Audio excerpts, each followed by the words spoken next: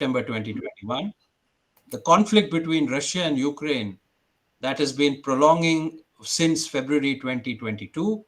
And now, of course, the developments in Israel, between Israel and Hamas in Gaza since October 2023. All these events have the potential to escalate and spread rapidly to the neighboring regions with serious ramifications for India's national security. We live in an interconnected world, and hence events in one part of the world will impact the other parts in terms of supply chains of key resources, safety of diaspora, and most importantly, threaten to derail larger efforts towards achieving a secure international environment that fosters rapid economic growth and social development, which will trickle down to the least developed sections of society. We are all here to listen to Arvind sir today. And so I'll conclude by just, emphasizing, and I'm sure Arvind sir will, deliberate and detail this in a far more effective manner. But I wanted to just emphasize on an important challenge from an Indian perspective. Geographically, India is located at close proximity to the breeding grounds of radicalization and terrorism, which is gradually spreading its tentacles not only in the immediate region, but also in the extended neighborhood. The challenge gets further accentuated by a lack of consensus in the region on the nature of this problem and effective responses to deal with this menace effectively. Terrorism is a significant challenge not just for India, but the international community. Such threats are further accentuated by some states selectively supporting and justifying acts of violence. Second, of course, is that select neighbors and rising powers in the larger region are displaying a lack of an accommodative approach towards other ethnicities and religions. This is further accentuating feelings of discrimination when combined with stifling freedom of expression, as evident in the governance structure and political systems of these countries. And hence, to discuss this, as I said, we have an extremely distinguished expert practitioner in Dr. Arvind Gupta among us today. I request my colleague Amrita Karambekar to introduce our speaker for the day. Over to you, Amrita. Thank you, sir. It gives me great pleasure to introduce our speaker for today, and I've been fortunate enough to receive his mentorship. Dr. Arvind Gupta is the director of the Vivekananda International Foundation based in New Delhi. He was the Deputy National Security Advisor and Secretary at the National Security Council, Government of India, during 2014 to 17. Earlier, he was the Director General of the Institute of Defense Studies and Analysis, Ministry of Defense, during 2012 to 2014, and a former career diplomat. He has served in the Ministry of External Affairs and Indian missions abroad. He speaks regularly at the various Indian universities, military, paramilitary, police, and diplomatic academies on foreign policy and national security issues. He has guided research students at premier educational institutes. He is a member of the Board of Studies of the School of International Studies at Jawaharlal Nehru University and has honorary academic positions at Punjab University and Andhra University. Author of 5 books, and these include Opportunity for India in a Changing World, published in 2021, and How India Manages Its National Security, 2018. He has also co edited 2 books, namely India's Foreign Policy Surviving in a Turbulent World and Vasudhaiva Kutumbakam The Relevance of India's Ancient Thinking to Contemporary Strategic Reality. I welcome you, Dr. Gupta, and we look forward to hearing from you. Thank you. Thank you very much, Dr. Venkateshwaran. Thank you, Amrita, for that introduction. And I see my dear friend, Dr. Gulshan Rai, also on the screen, right in front of me, Gulshan, right in front of me.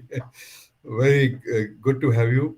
And I can't see everybody else on the screen, but I can see that the screen is full and a lot of students, bright faces, teachers.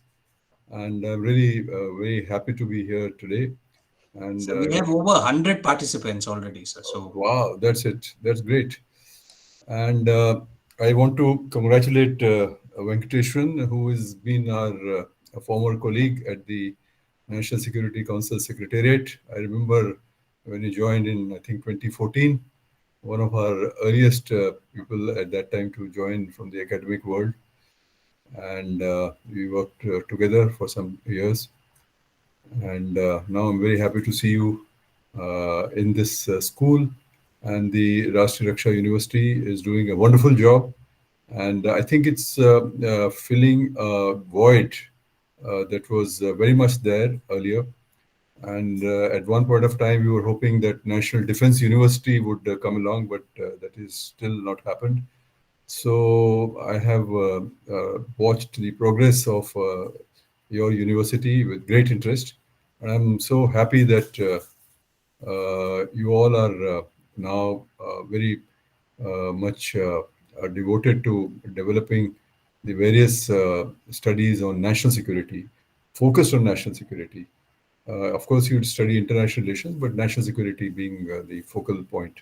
So that's a great thing, and I think this will have a positive impact. It's already having a positive impact in the country, and as you mentioned, about 35 people have already come and spoken to the students over several years, and this will grow. And our own understanding of national security and what are the challenges will also deepen, because national security is something which is a dynamic concept. It is not something that is, it's changing every single day. And Venkat, you very expertly and very succinctly underlined the volatility that we are experiencing in the world today, and the impact it is going to have on our national security. And I think this is a subject we should constantly keep our eyes on and study more and more deeply. Your studies will also be useful for the practitioners. And I'm glad that you are interacting with practitioners, and some of the practitioners have joined your faculty, which is also, I think, a very good thing. So, with those words, let me come to the subject, which is India's national security challenges in a turbulent world. I think turbulence, volatility, uncertainty, these are the phrases, adjectives which everyone is using to describe today's world. And that is because you mentioned several events. You mentioned COVID-19, you mentioned Russia-Ukraine war, now this Israel-Hamas war, Nagorno-Karabakh. So many wars and little wars, conflicts are taking place. And there are some in Africa, which also I think we should take on board. And you also mentioned the spreading tentacles of terrorism. Uh, what we have to do is to quite firstly understand why is this volatility. If you go back to say about 20 years before 9/11, when the century was turning, there was a general feeling of positivity that the world is, we have turned the century, and this will be, at that time I remember it used to be said, this will be a century of Asia, and China and India will grow together. And there were the early years, the first decade, US and China were also trying and find a via media to work with each other. China was described by the US as a responsible stakeholder.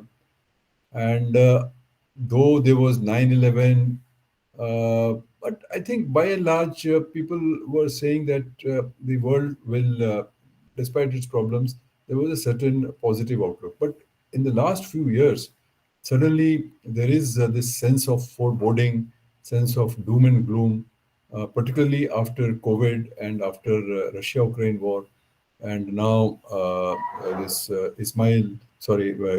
Hamas Israel war.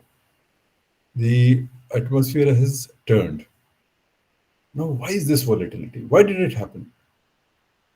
I think the signs were there, and they started appearing fairly early in the century. And I think 9/11 was one such event.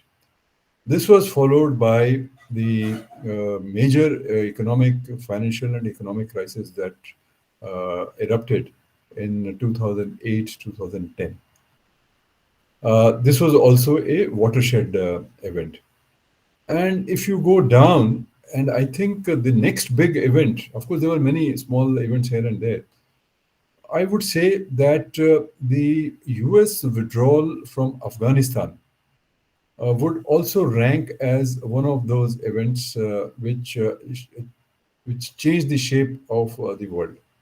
Because suddenly the US was seen as a country which is leaving the region and in some kind of a defeat. And at least that was the impression and perception that was created with the return of the Taliban. And you also mentioned the Taliban.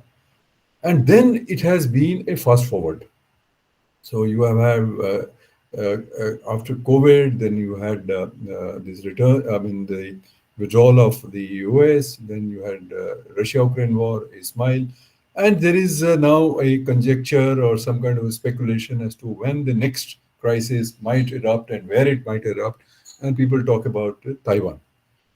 And as I said, there are smaller things, conflicts, which are very actually big conflicts, like in Congo, but they don't have that kind of a global impact.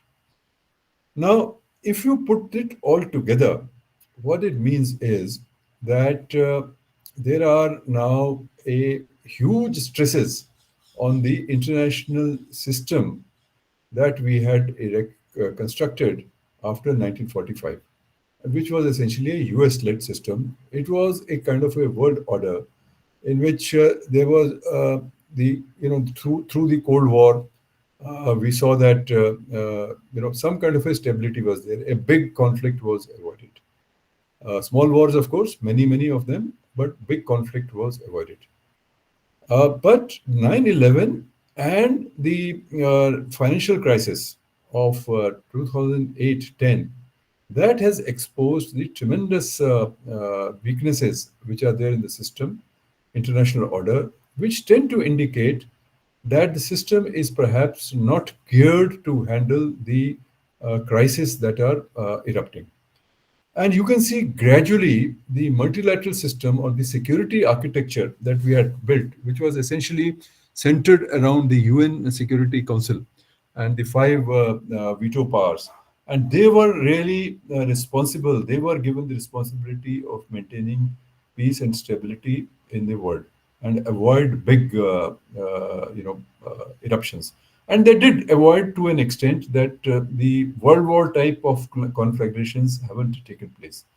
But now there is a serious question on the working of the UN Security Council.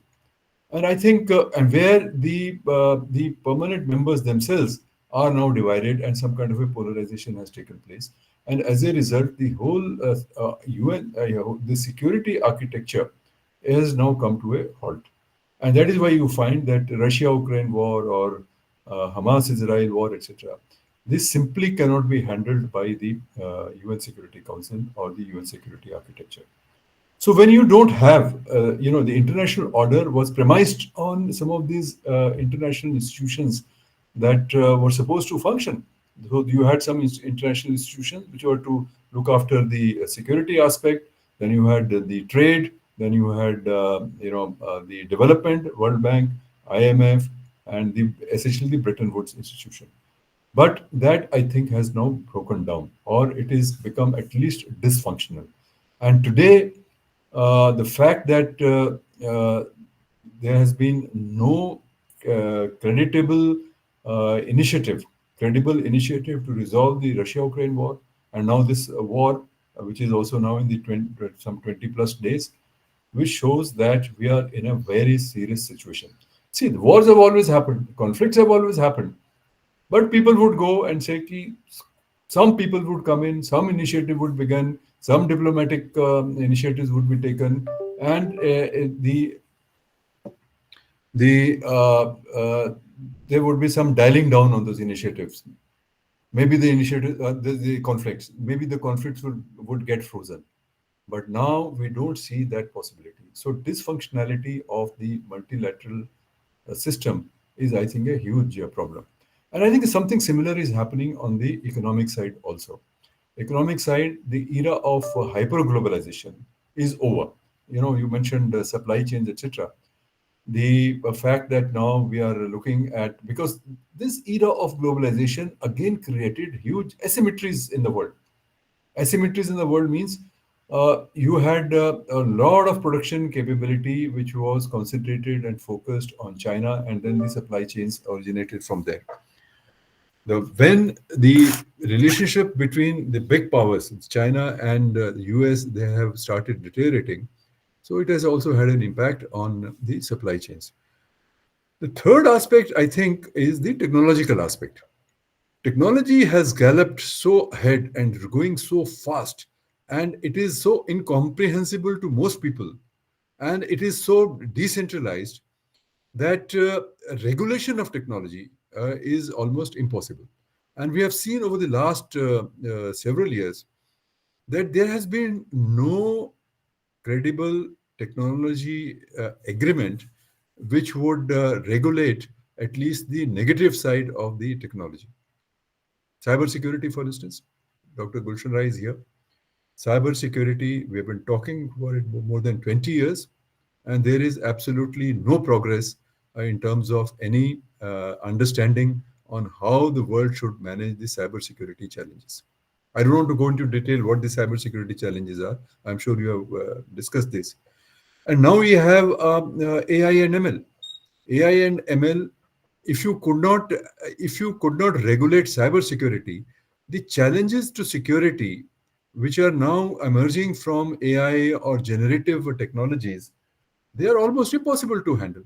And there is no agreement. Today, it is impossible to have the countries coming together around the table and start discussing this. And this also is another reason is that so-called the sovereign states, their own influence is today declining.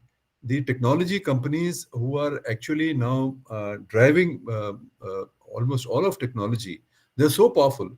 They have so much of clout that and they are driven by totally different motivations. So to get agreements on these major issues which can prove to be destabilizing for the world is very, very difficult. And I take you back to maybe 40, 50, 60 years. We had the nuclear, for instance, nuclear technologies, peaceful uses or the uses of technology was to be promoted, whereas the WMD proliferation was to be discouraged. NPT took several years, but some kind of a NPT, though it was not fully satisfactory, did come into play. We talked about the space technologies. The space technology, at least the treaty on outer space, the moon agreement, etc., 5, 6 treaties were concluded. But when did we conclude the last treaty, which was of concern to the on an issue which is of concern to the world? It may be about 30, 40 years ago. All the efforts have gone down. And what does it show? Which means that the ability to form that consensus, that give and take, etc., is slowly diminishing. And this is the reason why we see so much of volatility today. So you have a globalization, which is now sort of fragmenting. You have technology space, which is becoming, which is proliferation of technologies, some of which are extremely dangerous. And you have economic fragmentation, which is happening. And of course, you have a multilateral system, which is under great stress. As a result of all this, today, the fragmentation that is happening in the world is not surprising. And hence, you see so much of volatility. Now, so the external environment for India has become also very uncertain. In this world, the balance of power is now shifting. US-centered hegemonic order has come under stress, and as alliances and partnership, their nature is also changing. and several conflicts and wars are raging simultaneously with no end in sight, with very little impact or very little hope of that somebody will come and be able to resolve them. And the danger is that the frozen conflicts might unfreeze also. So this is the general scenario. And so, what are the lessons for India? Of what all has happened in the recent years. Uh, One lesson is that partnerships and alliances are necessary, but we must be aware that they are going to prove to be transitory. So alliance, they will be shifting alliances or shifting partnerships. Alliances I'm using in a loose sense, not necessarily military alliances, but military alliances also included. There is urgent need to strengthen self-reliance. That's the second lesson which I think India needs to take home. And India needs to focus urgent attention on developing its military industrial capabilities, its technological capabilities, and its economic strengths.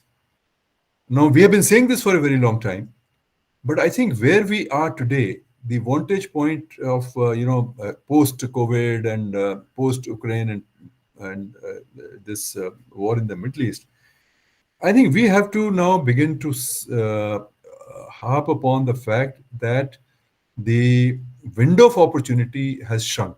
It's only now a few years and not in decades, not in 30 years, 40 years or something where the time frame is. It's probably 5 years, 10 years. And we have to, that means time has come to intensify our efforts to get that self reliance and develop our capabilities. We should also realize that today, the way the world is, it's not India only. Every country is trying to secure and protect its national interests and genuine national interests.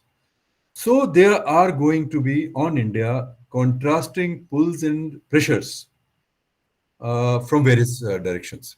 And we've seen that happening in Russia-Ukraine war.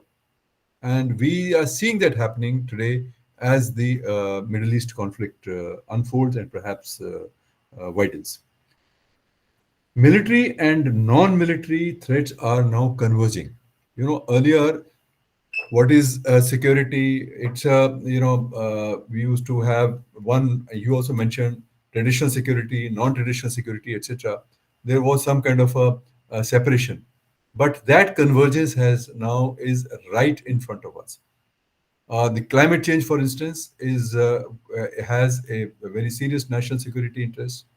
Economy, almost every aspect of our lives has today got securitized, whether it's education, whether it is health, and so many other disasters, energy, for instance.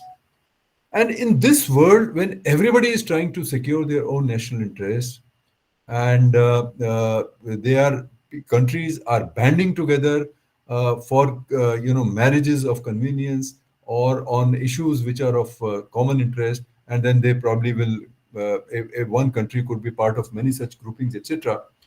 In this world, I think even for India, hedging is likely to become a important strategy, and we are beginning to hedge. And Today, fortunately, our capabilities are there. We are strong in so many ways. So it's perhaps easy to hedge, and also it's easy to sell our hedging strategy. But all this, I think, I would say that in this time of great churn, uh, keeping our strategic autonomy it becomes very important. So while we hedge in some places, we join some partnerships in other places, we join one grouping here, we join one grouping there. We also have a important relationship with the great powers, and of course, we also have a ambition and of becoming a major power ourselves in not too distant future. Now, I think. We are also at a time of this development what should be the framework or our foreign policy? What should be the framework for our defense policies? We have been talking for a long time that we should have a national security strategy and so on, and I'll come to that in a moment. But this loosening of the world also forces us to think what should be the framework of our foreign policy. How do we see ourselves? What place do we see ourselves? Where are we located in the world today, and where will be located in the world tomorrow? And where do we go?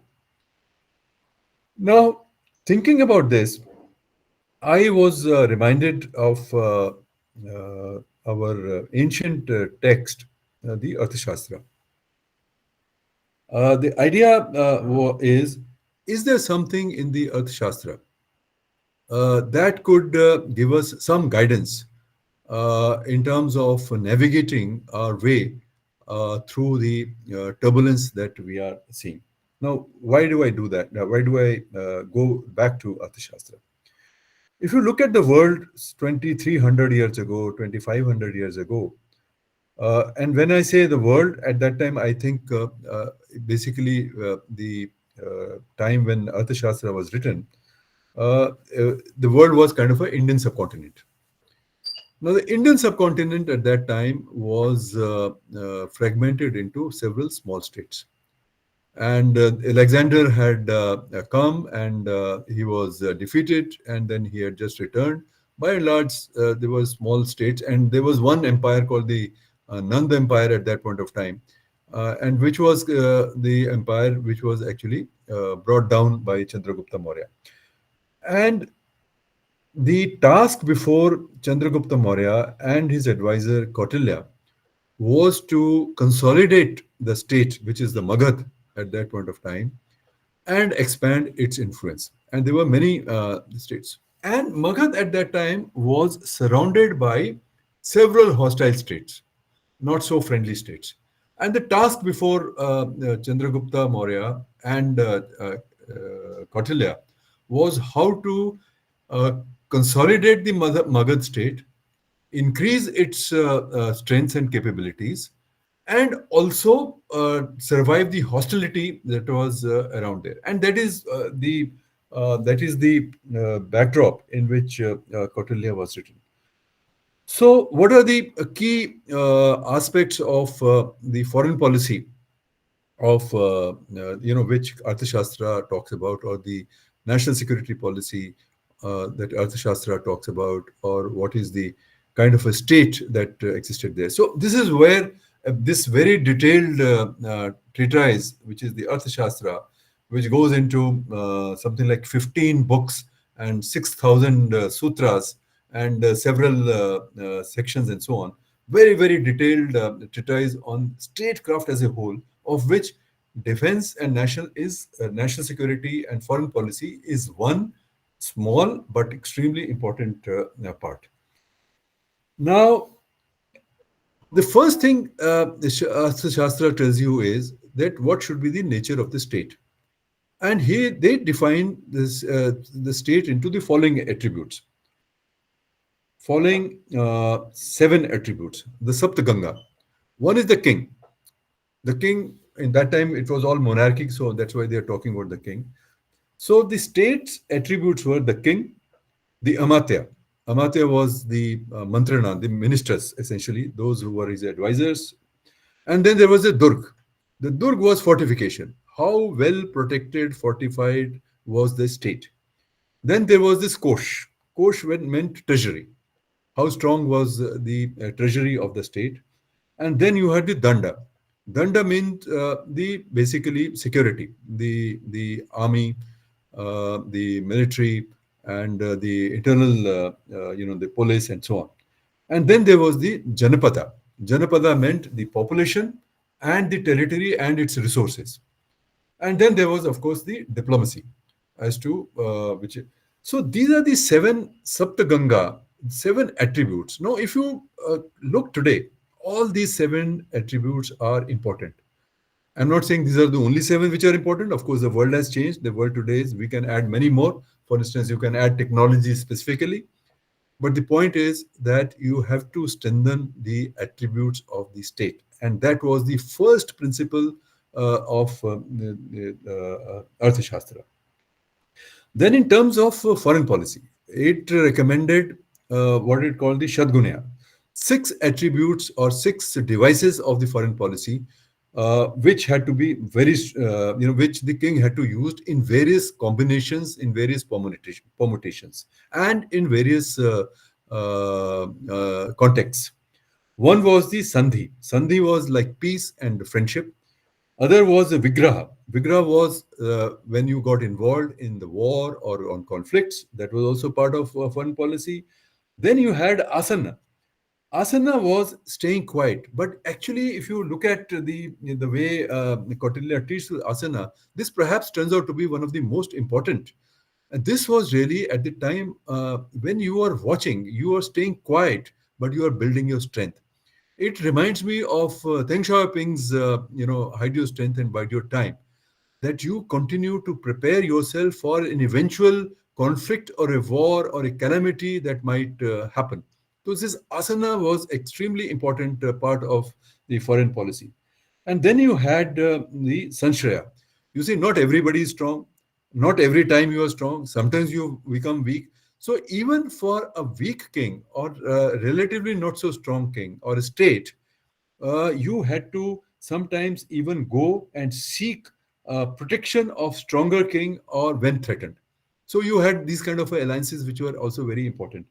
And then you had the Dvaidi Bhava. Dvaidi Bhava meant a foreign policy which meant making peace with one neighboring king, while pursuing with his help the policy of dealing with hostility of the other. So you had this Dvaidi Bhava, which also. Now, if you look at these attributes, they are all reflected in our foreign policy today. And these are all the attributes that we need to, perfect when we are faced with this tremendous uncertainty and a lot of hostility in our environment. And of course, the king used four upayas, which were like Sam, Dam, Bhed, and Dand, and these had to be used properly. Now, seen in the modern context, Kautilya's advice amounts to objective identification of national interest. You must define your national interest. And in Kautilya's time, what was the national interest?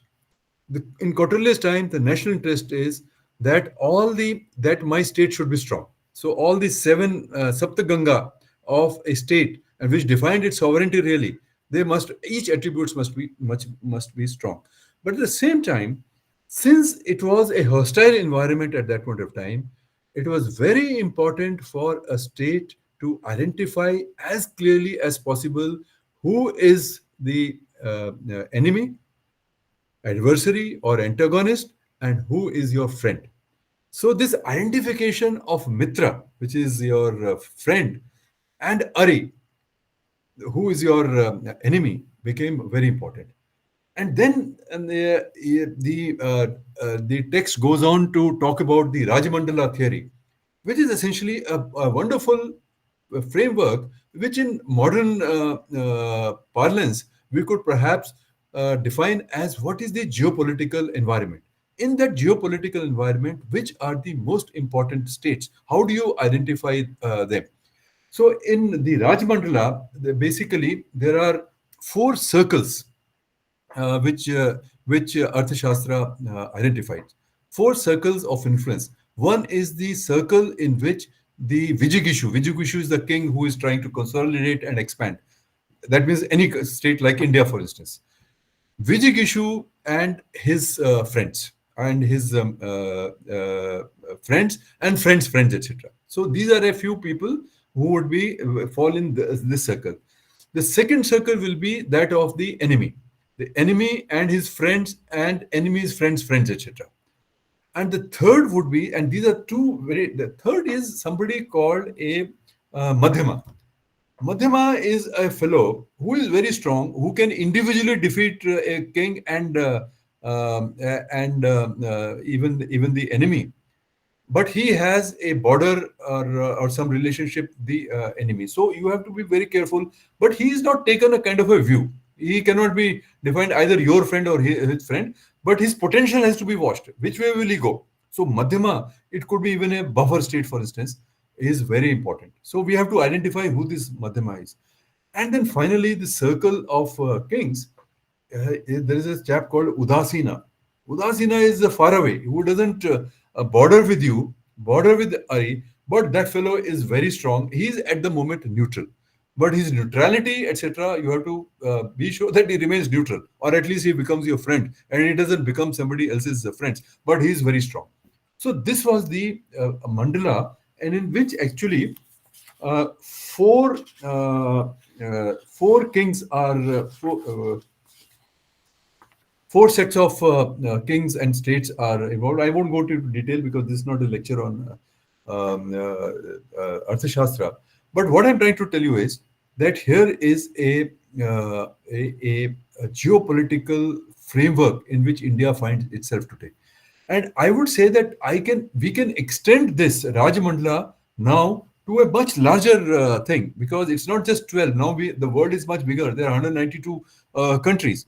And each of these kings situated in this Rajmandala has its own Rajmandala. So if you keep on expanding it, probably you can include all the 192. And in this, Arthashastra also talks about how a state should get over the hostility of not one enemy, but a set of enemies, which is he's called Sangha. So there could be some alliances whom you also have to deal with them and deal with their hostility. So you could have some alliances which are absolutely hostile to you. So if you expand this, I think we get a very nice framework for India to deal with this multipolar world, which we see is now emerging today, and which we see we will have to deal with. And I think while we are analyzing this Rajmandalas and the mandalas of the various countries who are located here, we have to make sure that the seven prakritis of each of the states, that also we took into account. The king, the amatya, the dand, and the kosh, and all that, because these are dynamic. So moment the prakriti of a country changes, GDP increases, or the military increases, or the military goes down, or his janapada, he loses something or gains some territory, etc. So each state and its power is also very dynamic, and which will also have an impact on so many of alliances and equations that you are building. So if you transpose it to the modern times and also to the Indian foreign policy, you see all this is in play. We know in the Indian national security context, we have a huge issue with China. We have a huge issue with Pakistan. We know that China and Pakistan, how they are related, and we know that there is some madhyamas sitting there. The madhyamas are also, maybe Iran could be called a madhyama, has a border with Pakistan but not with India. But which way it will go is very important, and there could be many madhyamas. And then you have the Udasinas. Several Udasinas are floating around. We have Udasina sitting in the United States. We have some Udasinas perhaps sitting in Japan. And maybe we have now these various sanghas which are taking form. You have the SCO, and you have the BRICS Plus, and you have the Quad Plus, and so on. And each of their prakritis is very different. So we have to look at it. So I think what in the universities and think tanks, etc., the challenge before us, how to deal with this the challenge that India is facing is first to understand the prakriti of this whole new world order which is emerging, and in here be guided by your own national interest, your own location, and an own set of your alliances, and also the hostilities, etc. So I think it beautifully transposes to the present situation. And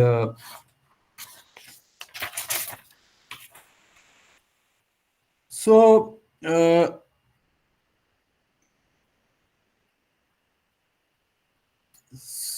I think, let me just take a couple of more advices from the Kautilya, just to strengthen what my argument.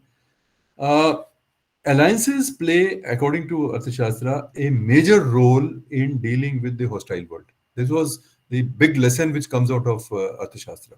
But alliances are also variable and they change. Mitra of today can very easily turn into Ari of tomorrow and vice versa. That's why this whole focus on strategic autonomy. There is a lot of debate in India, strategic autonomy, whether you are shifting towards the West, what do you do with Russia, how do you deal with the Indo-Pacific, are these alliances, reliable, etc., or no? All this is fine, but if you keep in the center of the foreign policy, your strategic autonomy, it will be easier for you to deal with these various shifting equations. The other is, in Kautilya's view, war cannot be ruled out, but this must be a method of last resort. And as I said, asana is very important. Don't get into an unnecessary entanglement. Sometimes, in fact, Kautilya says that neither the surrender is good. If you're weak, neither surrender is good. But at the same time, getting into an entanglement, which is into a conflict or a war, just out of wrong assessment of your own capabilities, or out of that valorous foolhardiness, that also is not good. So you have to be very careful as to when you get into costly entanglements. So that's another lesson, I think, which is very relevant for India, because India has risen. India is rising, but is not risen to the extent where we can really be comfortable. And not only that, our rise is dictated by what's happening outside. It's so very important to understand that we are a part of an interconnected world. It is still a globalized world. It may be hyper globalization may be coming to an end, but it's still a globalized world. And I'll come to a few steps in a few moments. So, Kautilya's teachings can be profitably applied to the present day situation that India finds itself in. We need a comprehensive national security strategy. All these things that I said, looking at a framework for a modern world, that actually, in today's parlance, say, where is the national security strategy, which we need very urgently now, and the task has become even more urgent. And I'm sure I'm not going to detail because you probably have heard from others, but maybe we can take some of it in the Q&A session. But certainly, such a national security strategy would take into account factors like national interest, global and regional environment, the different attributes of a state power, war preparedness, strong economy, military, technology, a capable population, well defined borders, well defended borders, internal cohesion, a satisfied population, and variety of partnership alliances, and a robust diplomacy. This is at the minimum, this will be included in a national security strategy. And there also has to be a mechanism for a constant review of these factors as the situation changes rapidly. And more specifically, India will have to take some specific steps to ensure that it is able to survive and thrive in a changing world. You see, it is also a period of opportunities. It's not simply because it's in, when the whole world is changing, when the US-led world order is under some strain. Obviously, that's why the US is looking at India as a partner, and Russia is looking at India as some kind of a support. So I think there is a lot of opportunity in this, but for that we have to take some broad steps. Just it's a list, it's a suggestive list, not an exhaustive list. First, how do we deal with the shifting balance of power as the world becomes multipolar? I think multipolarity will become a part of our foreign policy lingo and foreign policy strategies. And India will have to ensure that it remains, at least become an important pole, but not just one pole. It should be a part of several regional alignments which are taking. And we are already doing that. Shanghai Cooperation Organization is one, Quad is another. And now I think BRICS Plus is becoming a very important organization. And we'll have to watch and see. And fortunately, we have been a founder member of BRIC, and then BRICS, and now BRICS Plus, and that is where we should play an important role. I think the second part, which we sometimes we have to pay far greater attention, is the defense preparedness. On the defense preparedness involves many things. It involves doctrines. It involves many things. But I think, to my mind, one of the most important things that involves is really strengthening our military industrial capabilities. And we have this Make in India, etc. But here the technology aspect should also come in. So that's the second aspect. And then, of course, we have to work on the how to absorb technologies into this military preparedness, defense preparedness, how to give enough resources, and so on. We can talk some of this later. And absorption of technology will be very important.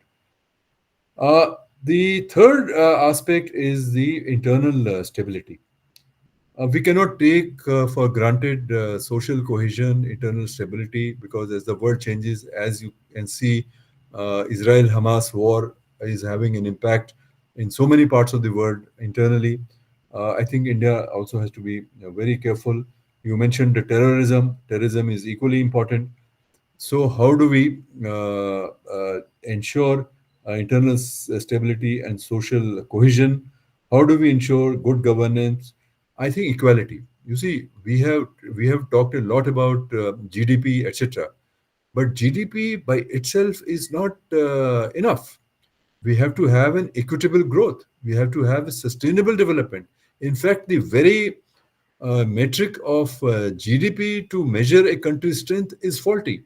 We have to look at environment, we have to look at ecology, we have to look at how the benefits are shared, we have to look at issues of justice, social justice, that is. All these are very important issues, and we should not be, because otherwise, any of this can act as a constraint on your rise, growth, and rise. Then I think some specific challenges have arisen. We are seeing now, thanks to climate change, we are seeing now energy transitions happening, decarbonization of economy that is happening, and new technologies, clean technologies, the solar, wind, etc. And in this, the importance of the rare earths and strategic materials has grown. And when you look at energy transition is going to be an extremely important. And if we don't manage our energy transition well, we'll be in trouble. Uh, Energy transition is very much linked with the national security. So how do we manage our energy transition? Uh, we still, 50 plus percentage of our energy is coming from fossil fuels, and this is not going to change very dramatically in the next few decades. And yet, the pressure on India is building to go for clean energy, etc. But clean energy technologies are not mature as yet, and yet there is a pressure from climate change and many other. So, how do we manage energy transition is going to be very important, and this will have an important even on trade. Today, in the name of clean technologies, we are going into some kind of a environmental protectionism, climate change protectionism, and the importance of rare earths. We don't have enough rare earths, neither the processing capabilities, etc. So new supply chains, like the oil of the yesteryears, today rare earths are going to become important. So that's also, I think, very important. Uh, on the technology side, one area which we have to work hard and much more is the research and development. We are spending only about 0.6, 0.7% of our GDP on research, which is totally inadequate if we are going to have any say in the major say in the global economy. Because a lot of economy and the trade, etc., is going to be impacted by technology, high technology.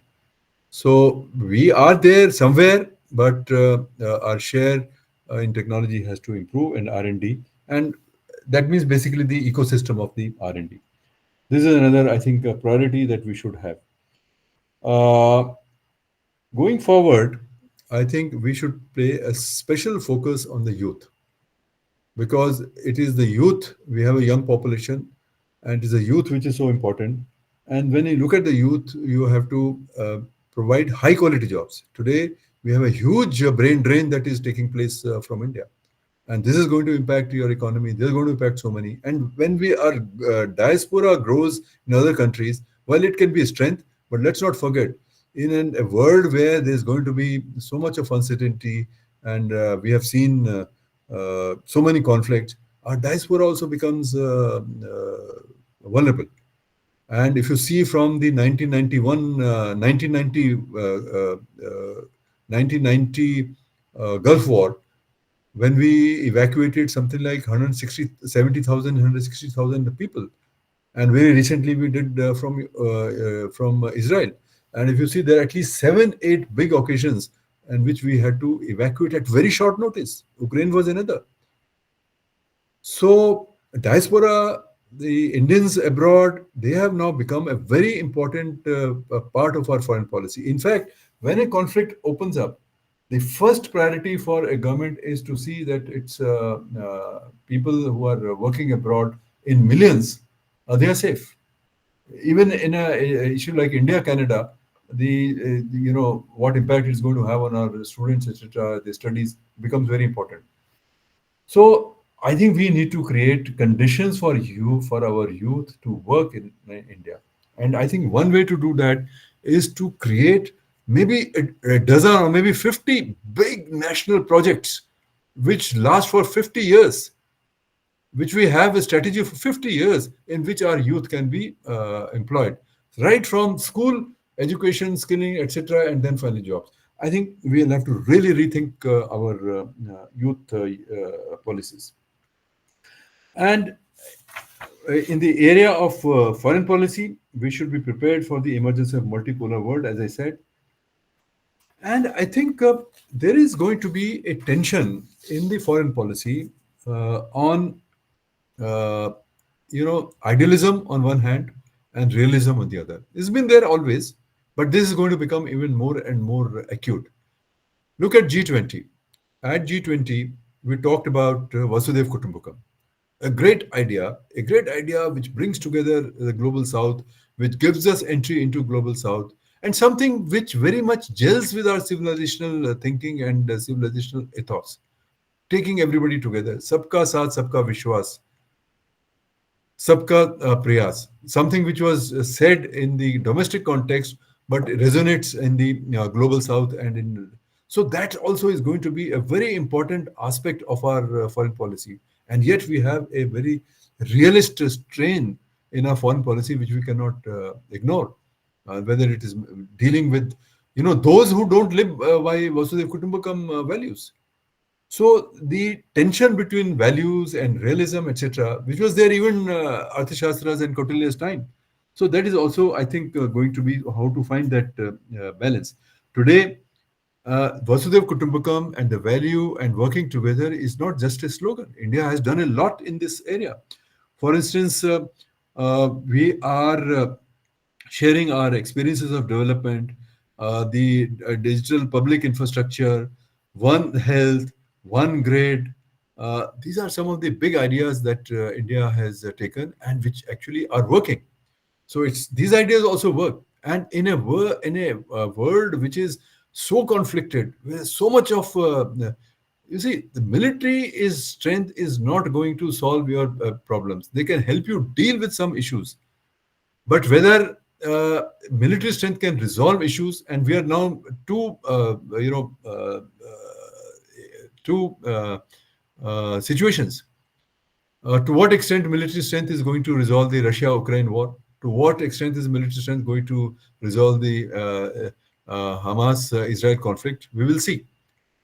But the past experience says that it has to be military plus. And that's where I think issues like the values like Vasudev Kutumbakam, etc. play. So we have to work on both these fronts. So that will be a challenge for our foreign policy. And finally, I would say that we'll have to deal with the great powers.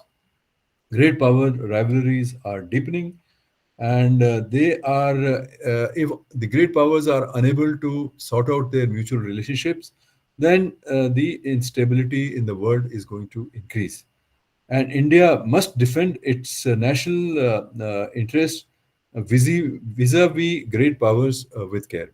Our relationships also have to be developed. We cannot ignore them. At the same time, they have their own agenda, and maybe India will become a great power one day. So we have to keep that in mind also.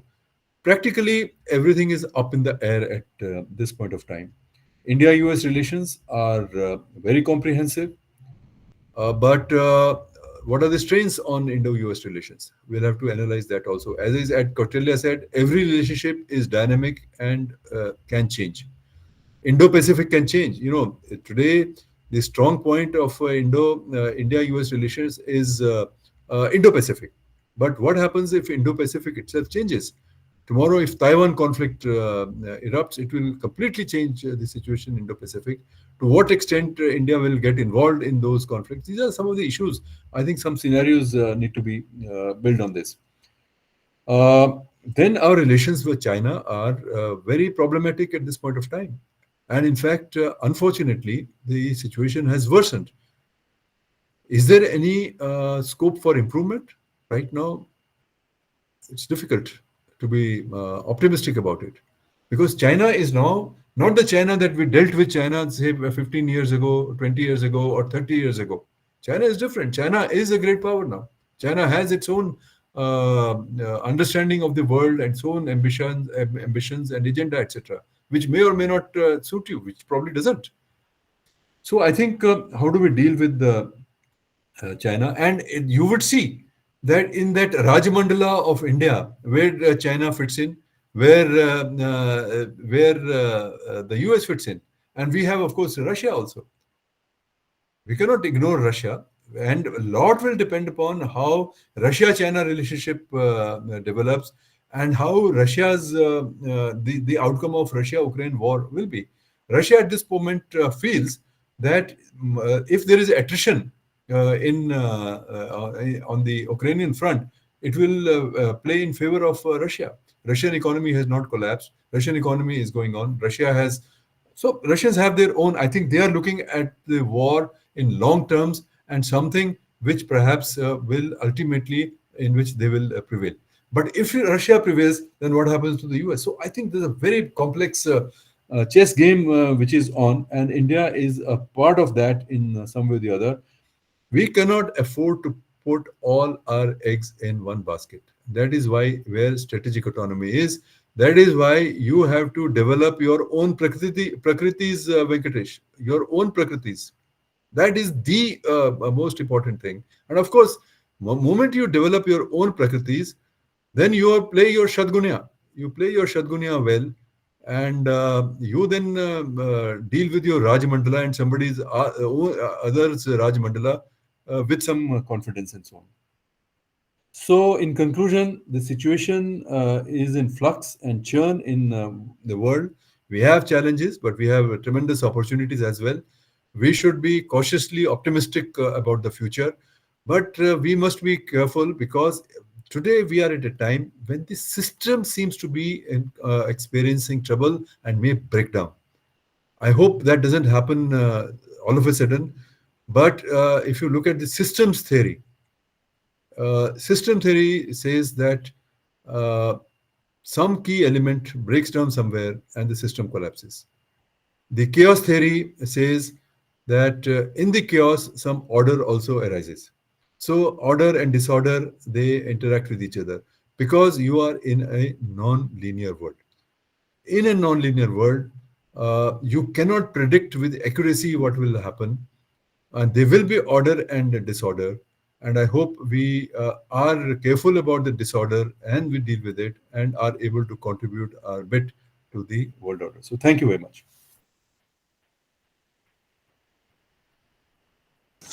Thank you, sir. Thank you for such an excellent presentation. And I'm sure our students have got a great food of thought for this. I will now begin Q&A. And sir, let me begin with one question. You also mentioned how the chaos is also an opportunity. So in the flux that we are facing right now, isn't the environment conducive to maintain a strategic autonomy like never before? See, much will depend upon your own prakritis.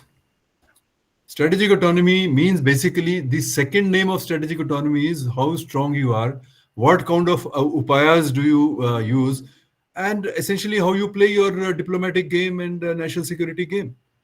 So once we are careful, once we have these capabilities and these attributes, yes, strategic autonomy. Otherwise, there's everybody else waiting. In a hostile environment, everybody else is waiting to just pounce upon you.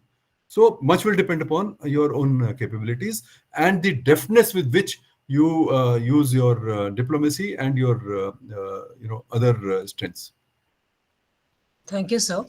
I now open the Q&A. May I request the either you may raise your hand or and you will then switch on. Yes, sir.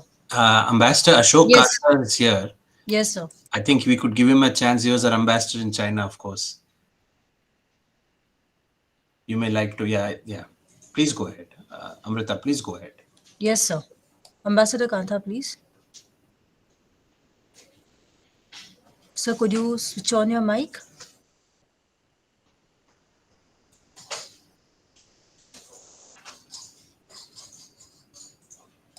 Ashok sir, we are unable to hear you. Could you please, your hand is raised. Could you please switch on your mic, sir?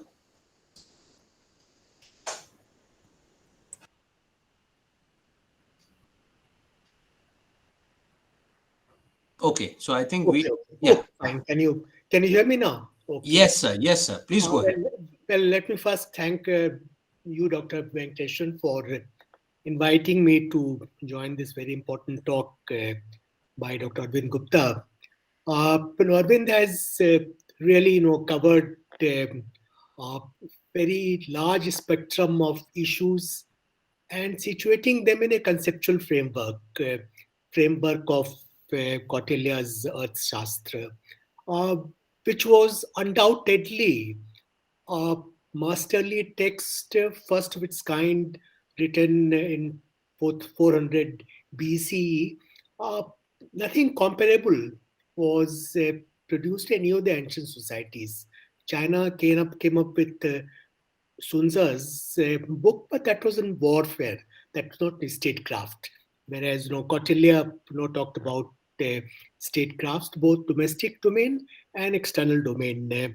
I would like to, compliment Arvind for highlighting this, great source uh, of uh, understanding our international context, uh, which has often been underestimated in India.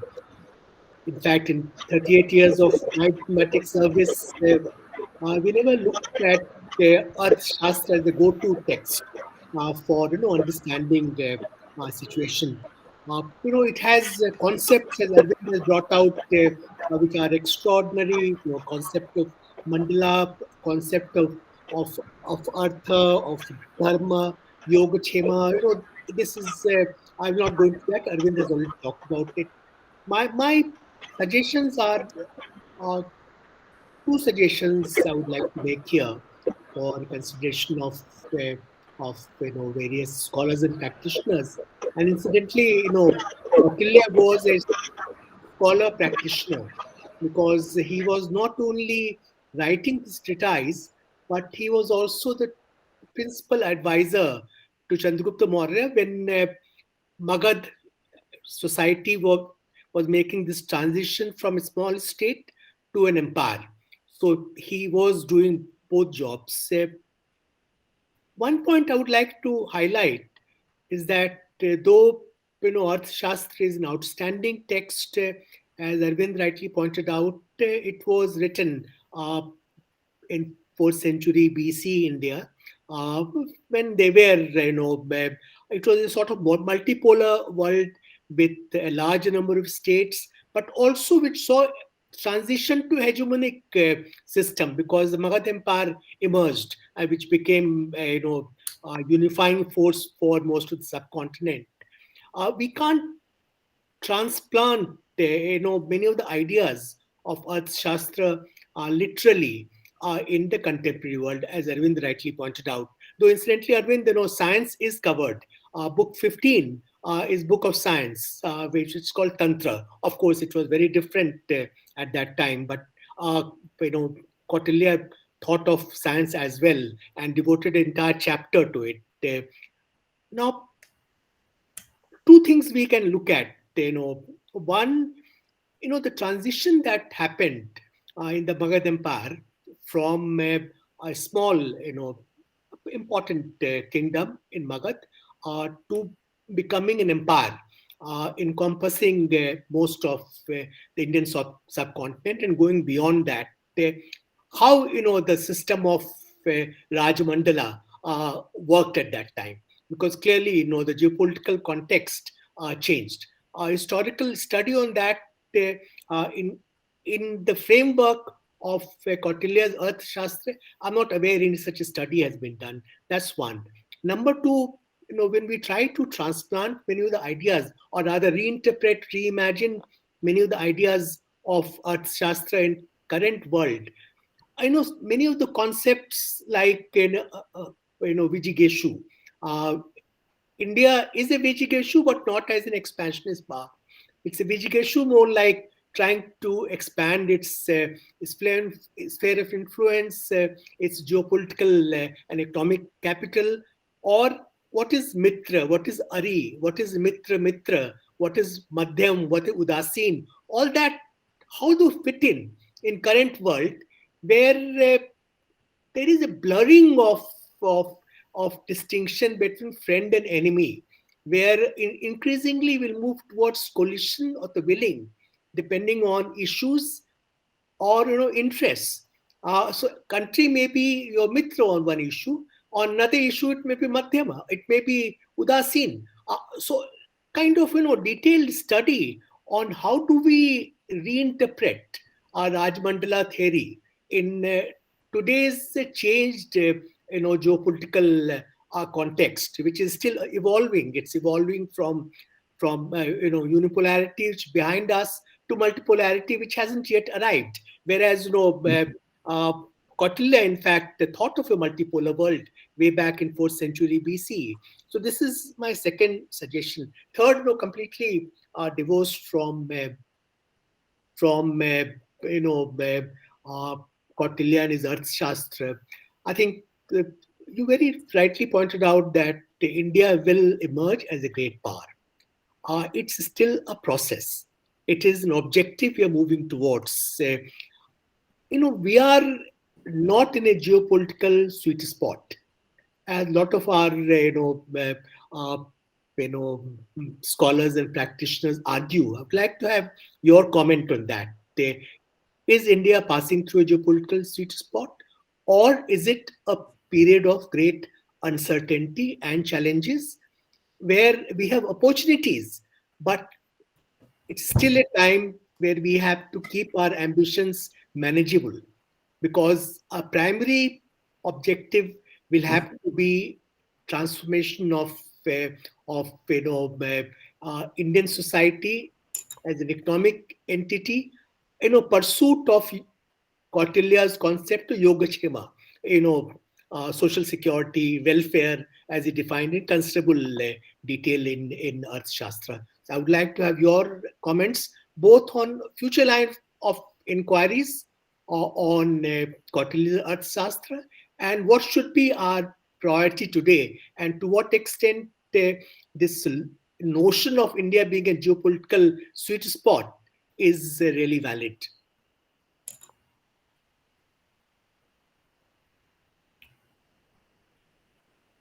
You want me to answer? So would you like, perhaps you could answer that and later I can club questions. All right. Firstly, good to see you, Ashok, in a different setting. Welcome. Now, very good questions. Let me just say whether, this geopolitical sweet spot. I have always refrained from using this term. I've never used it. Because once you talk about geopolitics, so many things are not in your control. And geopoliticals, it's like those, what's it called in the cricket terminology? You could say that power play. So sometimes power play lasts for a few overs, and then if you don't take advantage of that, it's gone. So those things can happen. I don't think we should really be looking at momentarily. That's not the part of, this talk. We are really looking at 30, 40 years, what are our key strengths and so on. And today, in fact, I would say that nobody is in geopolitical sweet spot. I mean, if you see the history of last 20 years, uh, 9/11 had a deep impact on the US. I mean, it was a unipolar world and all that. And it got it involved in so many wars and very expensive wars. And actually, in some sense, its influence was undermined in so many parts of the world. And then you look at the later on this financial crisis and the rise of China. So I think this situation is dynamic. I would simply try and evaluate India from what strengths it has. And they are very simple. I enumerated some of them. What is my GDP? What is my technological strength? I would even go by saying what is my one measure could be the spend on R&D. I mean, these are broad things. Then, of course, what is my military industrial preparedness? What is the health of my internal cohesion and social stability, etc. So these kind, and also I think I would also say what is the my share in global trade, because in the end, what the global trade is going to give you that reach to the world, and also look after the needs of your economy. On these factors, we should continue. Of course, things have improved in all these factors, but we are not aware because the difference, we may be the fifth largest economy about to become fourth, etc. But these have to be, we have to look at the claims a little bit more in a refined manner. So opportunities are there, and I agree. But I think geopolitical sweet spot, and with all with the wars erupting all around us so quickly, so suddenly, and the system might collapse. So I think we have to be careful and not lull ourselves into any such notion. We have to continue to work. And as I said, in the Cotillon framework, you are in a something like asan. You have to just wait and watch and build your strengths. The future inquiries, the future directions of inquiry, I think Arthashastra, I agree. I mean, you cannot transplant a whole system of that time to this time, but it's just the insights that we can get. And there is a framework, and a lot of this framework is actually applicable. Yes, the definitions of Ari and Mitra and Rajmandala, etc., will change. Maybe the Prakritis will also change. The Upayas may also change. But the fact, I think the key insight is that you are surrounded by hostile states, that it is incumbent upon you to identify or Ari and Mitra and their circles of influence very carefully, and in a very clear-cut manner, and you must continue to build your strength. I think this is the basic framework which comes in, and it very little you can add, frankly, to the Shadgunya. Shadgunya is almost a perfect framework foreign policy. And if you add to this, the way the yuddhas are going to be, there are four kind of yuddhas that Arthashastra talks about, and they are all happening. The Prakash Yuddha, the Kut Yuddha, the Tushnim Yuddha, and which is one more. It encompasses your hybrid warfare, direct warfare, guerrilla warfare, non-state actors, etc. All this comes into that framework. So I think the framework to think about yourself is so when you put this Cotillon framework into it, I think the clarity that it gives you in terms of pursuing your foreign policy, and I think it strengthens that notion of strategic autonomy in my mind, which very often people are questioning in our own strategic debates. कि भाई आपको तो देखिए एक country आपका main interest है, वो आपका एनिमी है, तो आपको दूसरी तरफ जाके you should do some alliances, etc. I don't think that is what the Kautilya would tell you. Future directions में Kautilya Arthashastra can be approached in many ways. It can, firstly, historical. Even today there is a debate whether there was somebody called Kautilya, when was Arthashastra written, whether it's the work of one person, because there are many Arthashastras mentioned in Arthashastra itself. So I think one set of research questions can be in this direction to locate where Arthashastra should be located. The second aspect is, I think, and which to me is even in some sense, I would say, even more important, where he talks about internal balancing. The most, the first five books are about internal balancing, about the institution building, about the nature of institution, about the merit-based society, about the qualifications of the people that who should be manning these institutions, etc. What are, and also the way he talks about the intelligence, for instance, tremendous insights into intelligence. You talked about tantra. Yes, I agree. So we have to yantra, mantra, tantra, तीनों का देखना चाहिए. हमारी तीन शक्तियां, the three shaktis that he talks about, the prabhav, the forgetting the name now in Sanskrit, the kind of powers and that are available to you to a king, and I think that also should be there. And of course, we have to bring it. That was for monarchical state. That was for monarchical state. And here you have a democratic state. So obviously some changes will have to be done. And yes, that was an expansionist Magad at that point of time, because they wanted to essentially, why did you want to expand your state? Because the territory, the cattle, the agriculture, that was your main resources. Today, your resources, the slate of resources is different. You need critical materials. You need technology. You need many other resources. So I think we can certainly modify Kautilya's teaching, Arthashastra's teaching to the modern world, because the framework is very sound. And today, let's not forget, today Kautilya is being taught probably more in the corporate world. So Kautilya applies to a company which wants to expand its market share. That also it happens.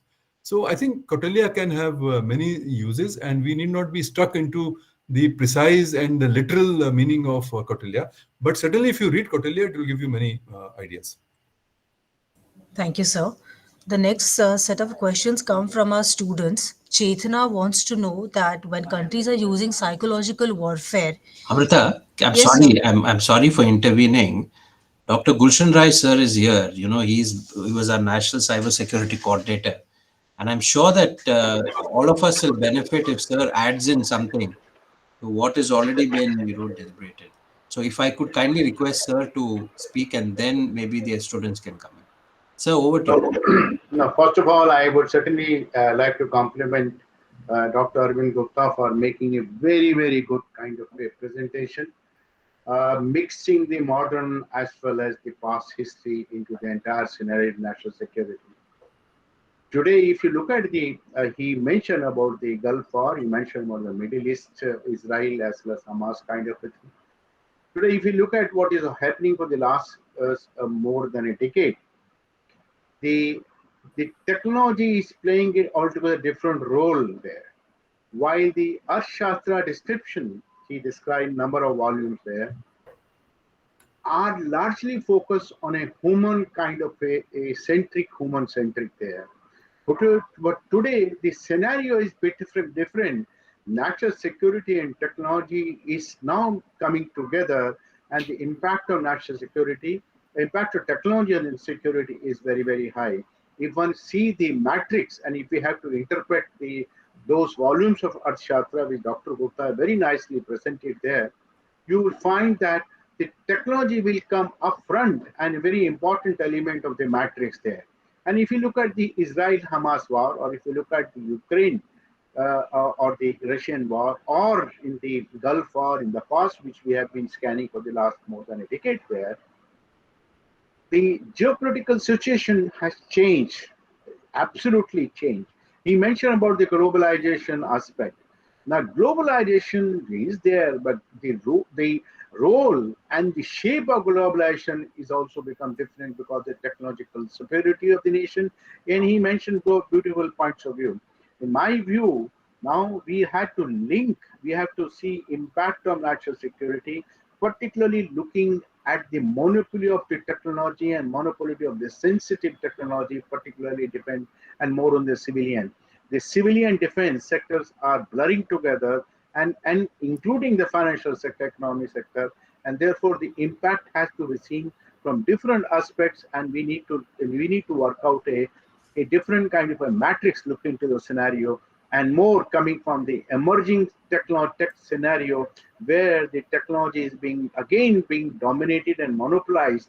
Particularly look at semiconductor in certain parts of the country, and we are increasing the have and have nots, and digital divide is increasing. I would like to compliment him with this, with the thing that we need to look at from the technology aspect integration with the national security also. Thank you. Thank you, sir.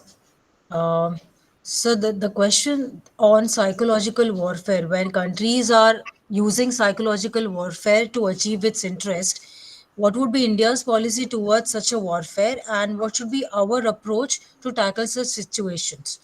The second question, sir, from our student Neeraj, wants to know that in the manner in which USA is using SWIFT system as a weapon to shut down banking during sanctions, which gives them a great leverage, would India also utilize UPI in the global south to achieve same kind of result? Will you answer? Okay. Yes, sir.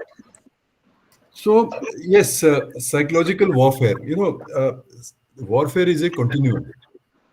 So, psychological warfare before the war, during the war, after the war is a given.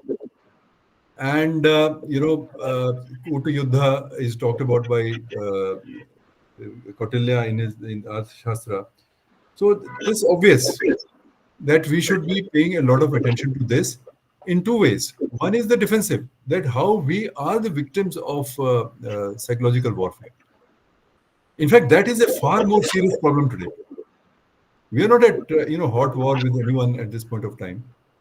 So our propaganda, etc., is not geared toward that. But we are very much a victim, an unknowing victim. And it is one of the most difficult things to handle, particularly in the era of social media. And there are no easy answers to this. I think the most important thing is perhaps, firstly, our people should be aware. They should be given the capability to be able to discern what is fake and what is not fake, what is propagandistic, what is not, what is motivated, and what is the motivation, etc. And there are no easy answers to it. On the offensive side, now what is the offensive side? How do people play offensive warfare?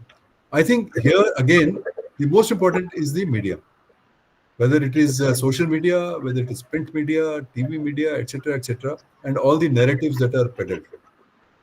Now, if you look at the Indian situation, we do not have a global TV channel. Many countries have it. Russia has it, Global Times, China has it, US has it, UK has it, and so many. Now, one is that we must have a global TV channel where our Indian viewpoint should be projected. That is point one. Similarly, you see, look at social media, which is even more important. Now, social media is all owned by private companies. Social media platforms are owned by private companies. And we tried, what was it called? I think in response to Twitter, we also had one, but we don't have where are our companies? See, if today big companies are going to play this game, then where are our companies? India does not have big companies who can play this big game. That's the unfortunate part, but that's a lesson. And the third aspect is that where is our narrative? Our narratives are very often conflicted, contradictory to each other, and very often propaganda and driven by some narrow interests. The national interest narratives are still missing, and there can be many reasons for that. I don't want to go into that, but that is where the problem is.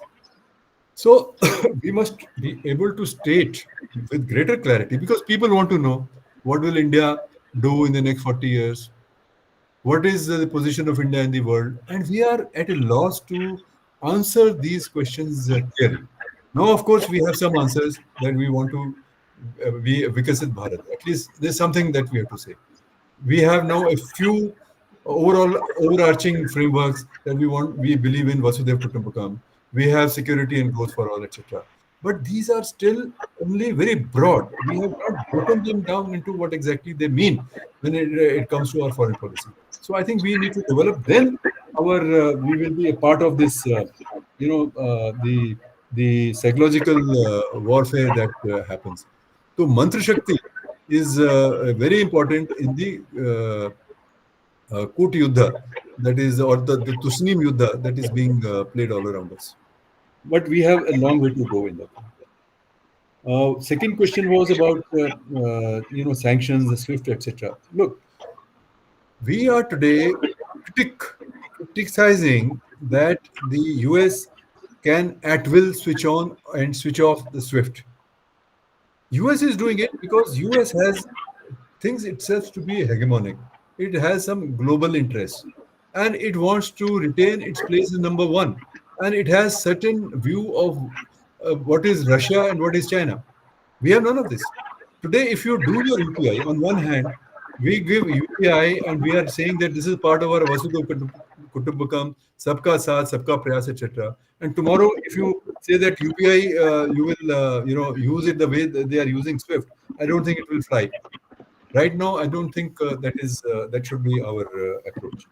Right now, I think we should be able to develop to share our developmental experiences in various ways and present an alternative to a country which is rising and it is not yet. It is in the same way as the other countries are rising or have risen and are behaving.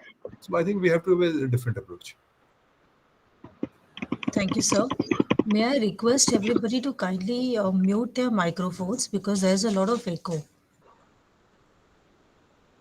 Sir, our next question, Anshul Joshi has two questions. One, what are the opportunities for India in the emerging new world order?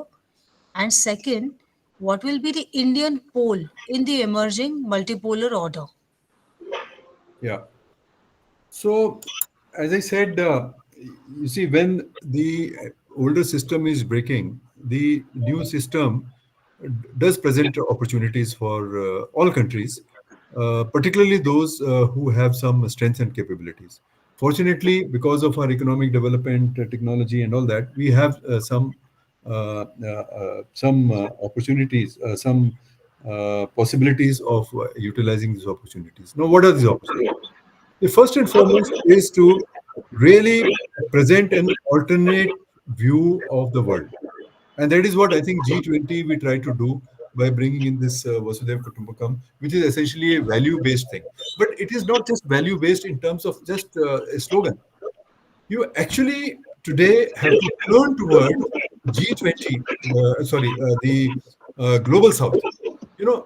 Over the years, I think somewhere our attention was diverted. We today have once again an opportunity because a lot of these countries are in the same boat as you are. Many of them are suffering from sanctions. We also suffer from sanctions. Many of them are looking towards a development, right to development. They want to develop. Many of them are facing these pressures on energy transition, etc. So their experience and your experience match in a many way. And since today you are in a position to share some of it, I think that will help. But the sharing is not simply that you are giving some done. No, there will be some return which will come to you. And that is why today, if you look at the BRICS Plus discourse, etc., a lot of these countries, though BRICS Plus is a very conflicted grouping, but yet everybody is saying कि हो सकता है कुछ इसमें से निकल के आ जाए. So I think we have to be part of these discussions. They may not be solutions because some of these solutions are very intensely geopolitical and they are really in the hands of the big powers themselves. But I think you can be part of those discussions and which can create this pressure. Like we have been a part of this discussion on the reform of the UN. Yes, somebody will say कि आपने बोला UN का reform हुआ तो है नहीं. लेकिन that doesn't mean that you should not speak. That doesn't mean that you should not point out the difficulties. And I think somewhere or the other, it will begin to show when the old order begins to crack. So I think the old order is cracking up. It is in the churn. And you have to really build a big narrative. So to summarize, build a narrative and share what you have with others. which will help you in turn. And of course, third is build your own capabilities. So the next set of questions are on the Indo-Pacific. One is our student Kruti wants to know that when ASEAN is playing an important role and China has generally preferred in East Asia, what are the steps that India is taking to create or improve our relations in East Asia? And the second question is slightly, in terms of why is India going for an independent aircraft carrier instead of, let's just say, taking a separate strategic island and setting up a theater? So perhaps you could just tackle these and briefly talk about the Indo-Pacific as well. You know, as we are seeing, there is now one ongoing conflict in Europe. There is one ongoing conflict in the Middle East. And there has been a talk about a conflict erupting in the Indo-Pacific surrounding Taiwan for quite some time. Of course, strategic experts differ. How soon will it happen? But I think most people feel that the chances of a conflict erupting in the Taiwan are very high. But that is a build-up to what already has happened in the Indo-Pacific, whether it is East China Sea or whether it is South China Sea. So that is already. So I think all the strategy experts in many countries are now very carefully looking at the Taiwan situation and how it develops, and with some forebodings and with some gloom. It's not to say that it will happen immediately. It may not happen 5 years, 10 years, and there are many other calculations. But Indo-Pacific as a source of tension and a source of global tension and a source of regional tension, of course, is very much on the card. And I think India will have to factor that in its foreign policy. There was a mention about ASEAN. ASEAN itself has undergone a very big change in the last few years, and that change is that today the ASEAN centrality has been questioned. It has come under stress and strain. ASEAN has got divided. ASEAN is unable to deal with its own crises like those in Myanmar. ASEAN-China relations. ASEAN has very little leverage with China. So ASEAN will also have to rethink its policies, and some countries individually probably are doing it. But ASEAN as a whole, and I think the last ASEAN summit, the East Asia summit that happened, the many ASEAN leaders themselves questioned and asked what is the relevance of ASEAN in today's world, and they even warned that unless ASEAN does something, ASEAN might become irrelevant, and that itself will be a big change in the Indo-Pacific situation. No, as far as we are concerned, what we should be doing, I think we are on the right track. It's a question of capabilities and how far we can do. And we are a member of the Quad, which is one of the many institutions. We are part of several plurilaterals, trilaterals, and that kind of a thing, which is also, I think, a very important part of our foreign policy. And we are today also developing our capabilities.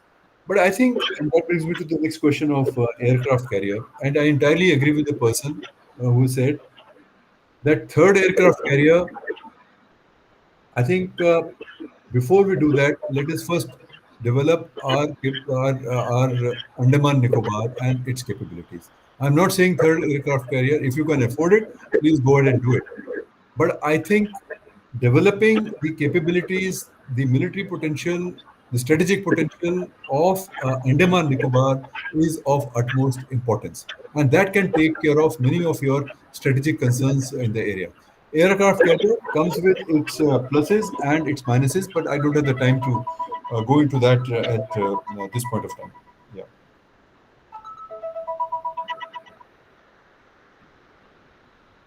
Yes.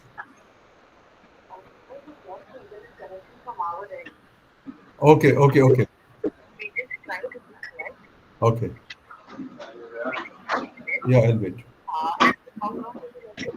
I'm okay. I mean, I think we can finish after one or two questions.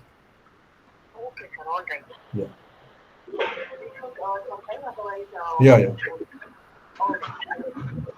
Okay. I think they've lost. Gulshan sir, may Gulshan sir, may I request you to please mute your mic? Thank you, sir. Thank you. Arvind sir, please continue. Okay, okay. So I think I have answered that question. If there is any other question. There was one question. I mean, there are a couple of questions on the chat box, but I think there was one question by Deepak Srinivasa. If he is online and if he can ask his question. Come back. Good evening, sir. Am I audible? Yes, please. Yeah, sir. I'm Deepak Srinivasa, Research Scholar, Public Administration. Sir, in your view, how is the condition of our internal security, sir, of our nation today? You see, internal security has many issues right now, and they have, we are seeing the some issues in the northeast, which I think need to be tackled. We have seen one bomb blast recently in Kerala, and of course, we are off and on. We see some terror incidents in Jammu and Kashmir. So, but these are nothing which is today which are out of control. Let me put it this way: these have been there for a very long time. In fact, you can always adduce data to say that we are probably in a better position. But point is not that. The point is that internal security is of paramount importance, whether you are in peace, war, or any situation, because internal security also has an impact on the your economic growth and your the morale of the country, etc. And we can never take our eyes off internal security issues. And internal security issues can arise in many ways. I mean, law and order can also become an internal issue. Political violence, which may happen ahead of elections, and that does happen. We are seeing in cases of political violence that also is an internal security issue. And I think in the internal security, we often neglect the point about organized crime, the point about these financial frauds that happen. This can also undermine. They may not make big headlines, but they are extremely important issues because each one of us is impacted. So we do need always a strong institutional framework to handle the internal security issues. And you should never take your eyes off any of these issues. Each of these issues is very important. And we are seeing how Pakistan is trying to again raise the problem. There was recently, I think last week only, a violation of the ceasefire. We are seeing a lot of drones which are coming and dropping drugs and arms and ammunitions. So the fault lines which exist in India, the external enemies can take advantage of that. And in fact, in my dealing with the national security issues, sometimes I feel national internal security and maintaining internal security is even more important than the external security. Thank you, sir. We have, there was one question on Bhutan and Madhyama theory, trying to compare it, and the speaker wanted to know your opinion. Yeah. And second, we have a question from Ruman. Ruman, you may please unmute yourself, briefly introduce yourself, and ask your question. Please keep the question or comment very brief.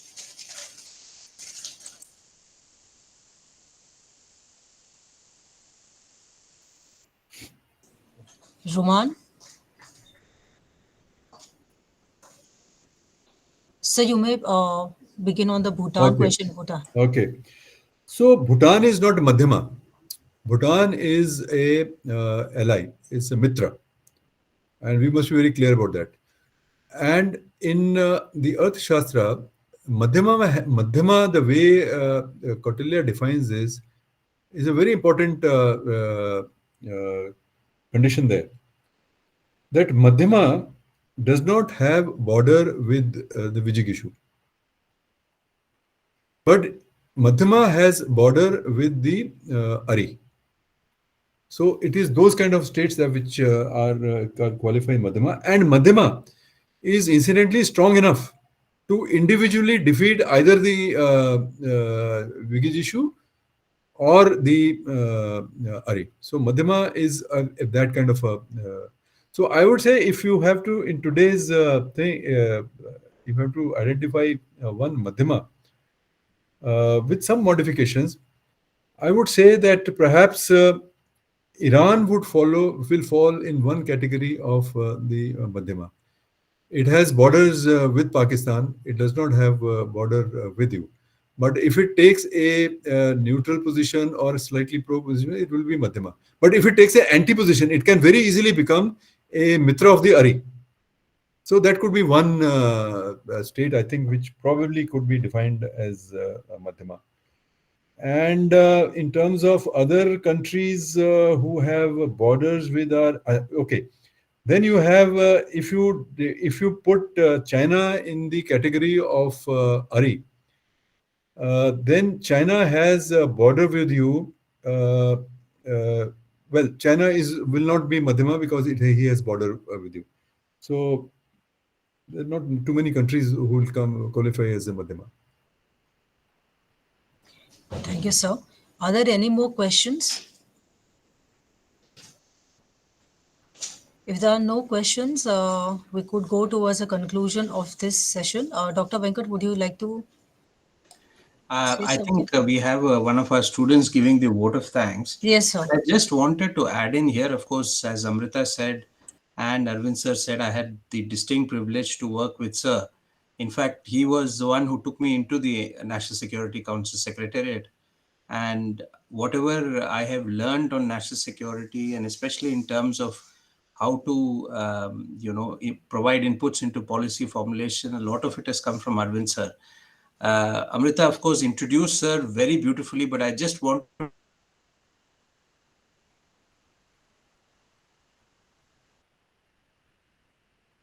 in strengthening India's national security management and architecture over the last 20-25 years.